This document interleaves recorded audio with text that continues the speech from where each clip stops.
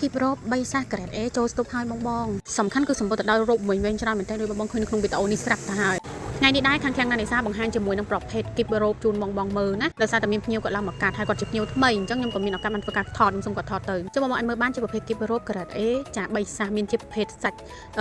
តំណាត់សាច់សេរូសាច់ប៉ាក់ចាមកចូលគ្នាតែម្ដងបងនិយាយទៅចម្រោះមានមកទាំងប៉ាយបែបនេះតែម្ដងណាបងអាចលក់បានថ្លៃនិយាយរួមប៉ុន្តែជាប្រភេទ VIP តតែបងធ្វើការកំងបង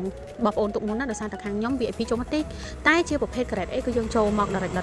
គ្នាជាប់បែបហ្នឹងអញ្ចឹងណាបងយើងមានបោះក្រេមួយបោះហុងកុងមួយហើយតែតង់ជាមួយនឹងតម្លៃបងអាចឆាតសួរតាម Telegram បានថាតម្លៃបងចង់បានជាមួយនឹងប្រភេទគីបក្រេឬក៏ជាមួយនឹងប្រភេទគីបបោះហុងកុងតែបើតតង់ជាមួយនឹងពណ៌តតង់ជាមួយនឹង color គឺបោះហុងកុង color ច្រើនជាងអញ្ចឹងណាបងអានេះគឺតាមជាក់ស្ដែងដែលខ្ញុំបង្ហាញជូនបងហើយណាមួយឃ្លាំងដែលសាកាត់ដូចគ្នាអញ្ចឹងសម្រាប់បងដែលគាត់ចង់បានជាមួយនឹងប្រភេទគីបរ៉ូអូមួយទៀតបងព្រោះមានភ្ញៀវគាត់ឆាតសួរថាខ្ញុំប្រម៉ូសិនជាមួយនឹងគុនក្មេងជាមួយនឹងប្រភេទពួយប៉ងជាមួយនឹងកសែងជាមួយអីហ្នឹងខ្ញុំមានប្រម៉ូសិនជាមួយនឹងប្រភេទគីបរ៉ូអត់ខ្ញុំចង់ប្រាប់បងថាយើងមានប្រម៉ូសិនជាមួយនឹងគីបរ៉ូដូចគ្នាណា